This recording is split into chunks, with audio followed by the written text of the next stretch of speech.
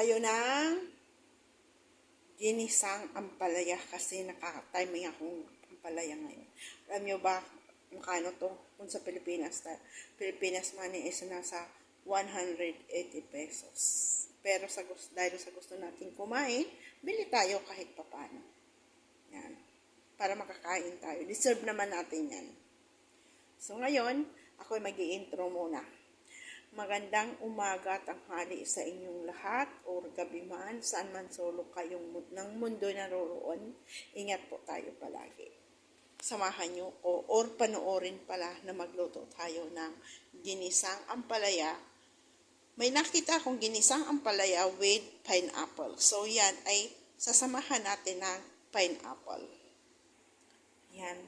Hiwain na natin. Ang paalis po dyan ng pait, binabad ko sa tubig na may asukal at asin. Yan. Ayaw ko po, ang iba nito, yung bang hinihimas. Ayaw ko po, ganun lang siya. Kasi yung vitamins, yun matatanggal. Tara, nakahanda na tayo. Yan. May nakita ako sa YouTube na yung ampalaya hinaluan pineapple. So, hayan po, pineapple po ito. Pineapple. Hinog na pineapple. So, kasi mayroon naman. So, linagyan ko siya ng dalawang slice. Ayan na yung natin. Binabad ko sa tubig na may asin at asukal para hindi mapait. Ang sahog ko, as usual, manok at itlog. Ayan na yung mga aromatics natin. Dinamihan ko siyang kamatis kasi ayaw ko siya lagyan ng soy sauce or oyster sauce. Mayroon tayong kamatis, marami, sibuyas, luya, bawang, sili. Ito mayroon naman tayo ditong soy sauce at saka oyster. Pero hindi ko siya lalagyan kasi para hindi mag-iba yung kulay. Dahil may eggs siya. No? So, tara, samahan nyo ko. Yan. Kakamayin ko na lang kasi malinis naman yung kamay ko. Naghugas na ako. At hindi ko magagawang gawa ng ang isang kamay natin is nakahawak ng cellphone. Ayan, lagay na natin yung sibuyas. Andyan na yung bawang. Lagay na natin yung luya. Para mag-focus. Sunod na natin tong sibuyas. Aray, naminilay-sik. Maya-maya na yung kamatis.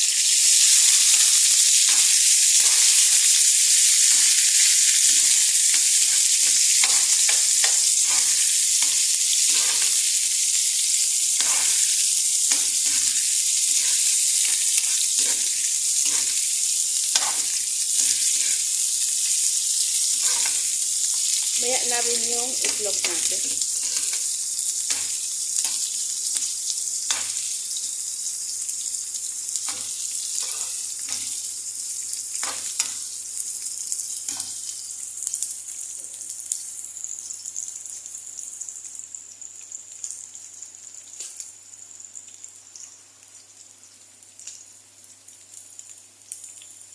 Lagyan na natin yung manok.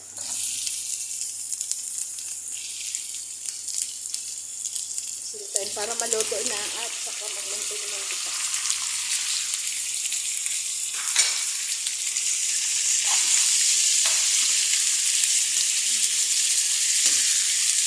Hindi tayo dito maglalagay ng tubig kasi madali lang naman yung papaluto-lutuin muna natin tong manok. Pwede rin lagyan tong konting tubig para yung manok maluto as in.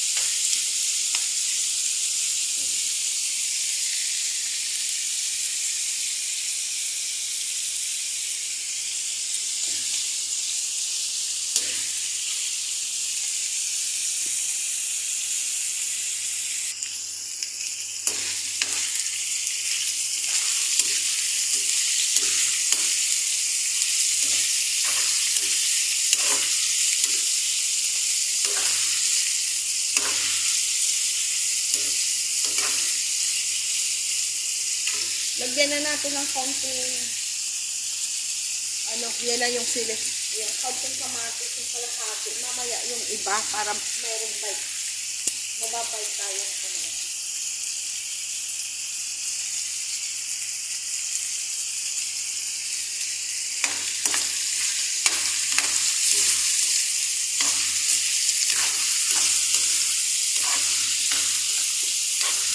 Pwede lagyan muna natin tubig tong manok para maluto siya ng maayos. Hindi pwedeng makakain tayong hilaw ang manok.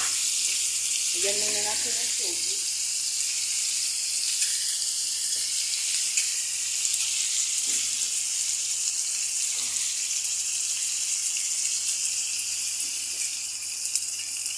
Paluto lang yung manok.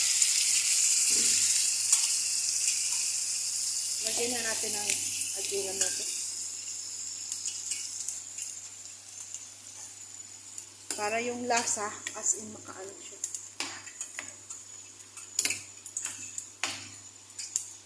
Lagyan natin ang asin.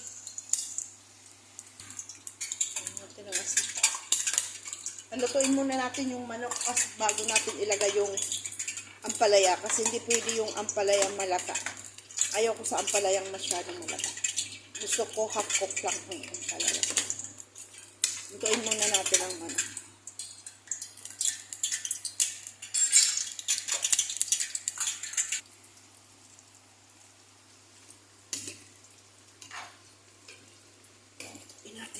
Ayos. Pwede siya natin lagyan patis. Meron pala akong patis. Patis na lang natin ilagay. Para mas malas. Instead na ang soy sauce at saka oyster sauce, ang ilagay natin patis. Para ayaw ko po mag-iba yung kulay ng kulay ng natin, luto natin kasi mayroon siyang eggs. Yan. Ang bango ng amoy. Kasi nga yung patis. Durugin natin yung sili. Isain natin yung isa. Maanghang yan kaya hindi natin pwedeng isain marami. Gusto ko po kasi yung lasa lang.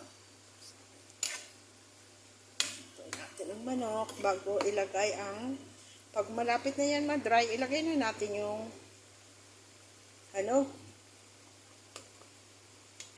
palaya. Totally templado na siya dahil sa asin at saka patis. Yan. Pero wala siyang lasang sili.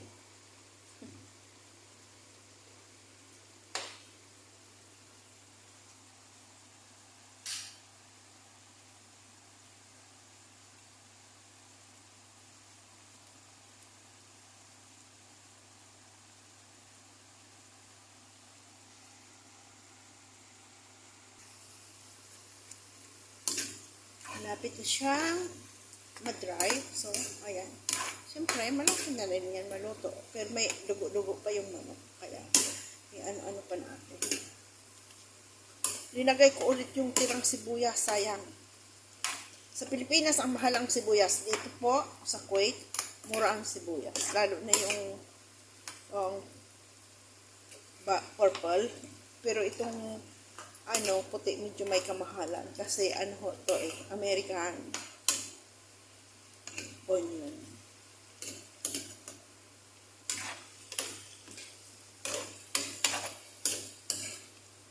Kaya dito wag tayong magtipid sibuyas. Hindi pa tulutong manok natin sa loob. Kasi pag linagay na natin yung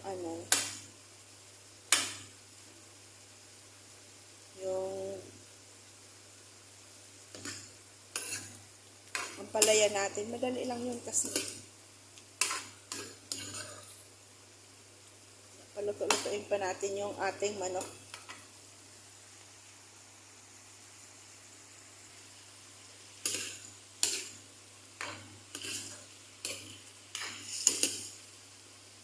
Para luto ang ating manok.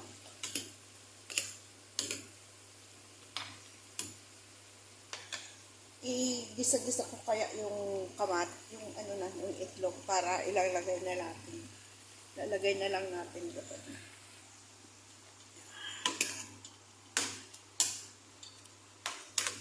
Diba? Tingnan natin kung yung sili natin is okay. Kung hindi, lagyan natin ulit.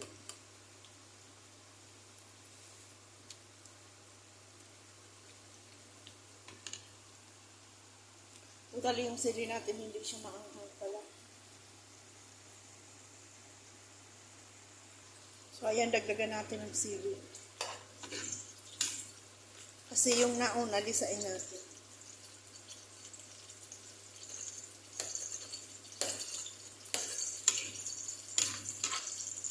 Ayaw kong lisain masyado kasi ayaw kong nakakagat siya.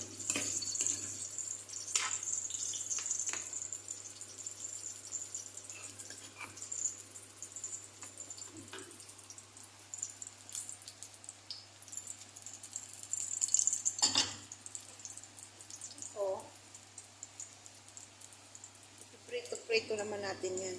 Para, ito na, ilalagay na lang natin.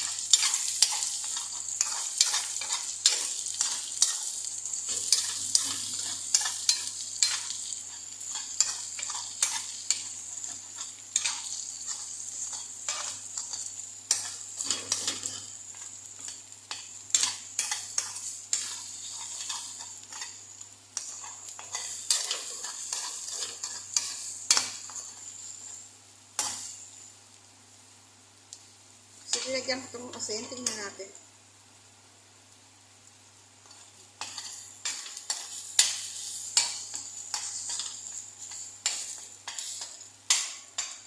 Ayan, tama na yan.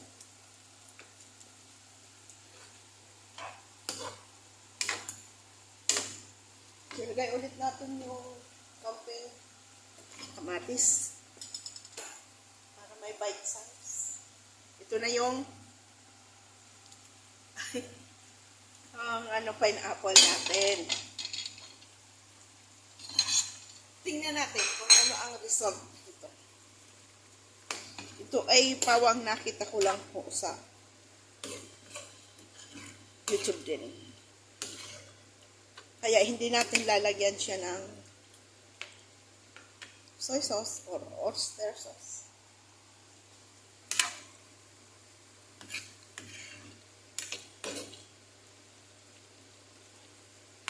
Tapos maya-maya, ilalagay na natin yung ampalaya.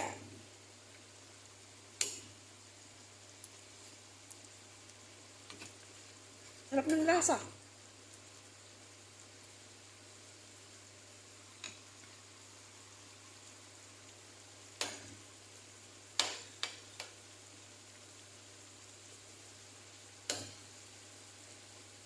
Lisain natin yun.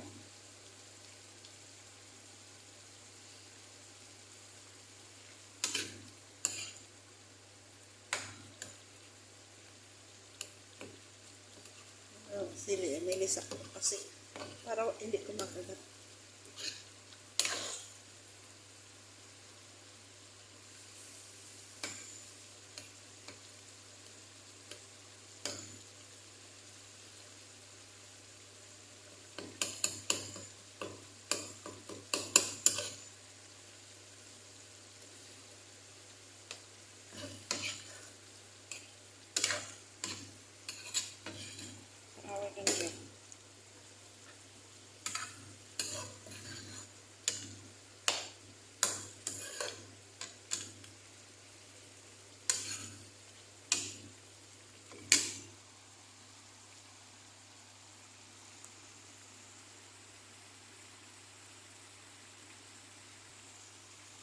So, ayan. Ang ating invents. Pero hindi ho to invento kasi talaga nakita ko siya sa YouTube.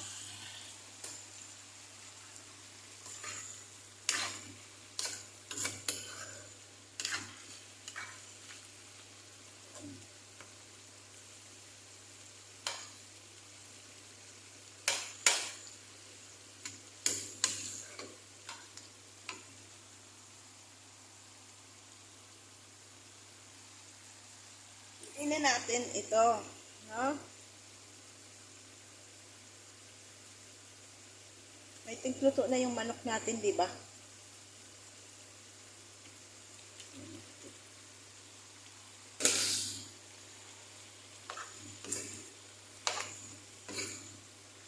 O, di ba?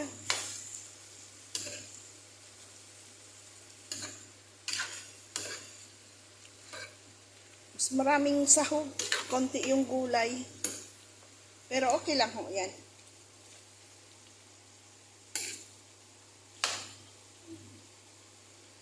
Yan ang ano natin.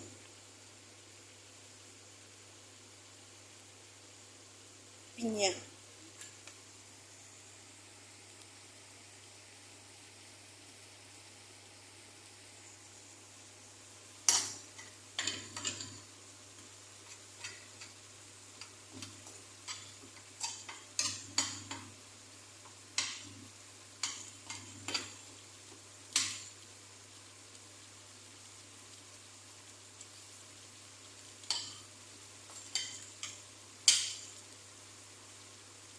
Okay.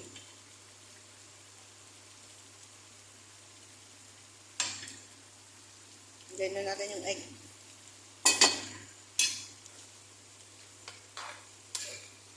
O, diba?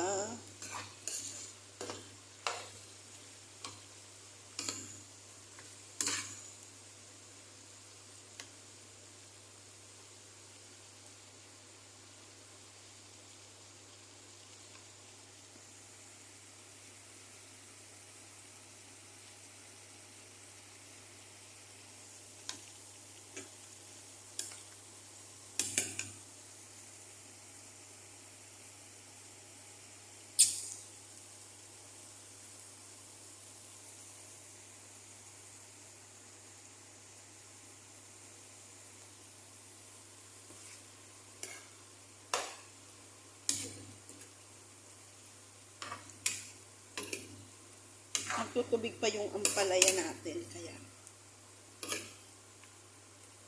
ilang yan.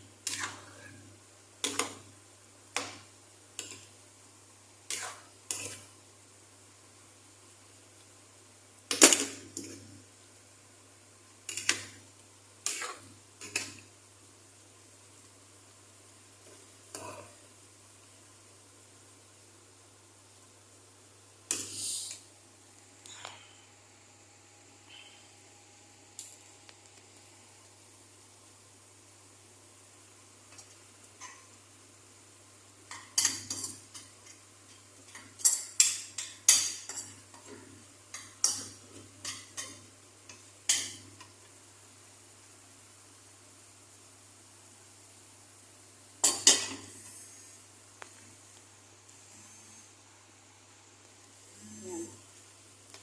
Okay na po ang ating ampalaya. It's already done. Thank you for watching. Pa-support ng YouTube channel, Yolanda Eleuterio po.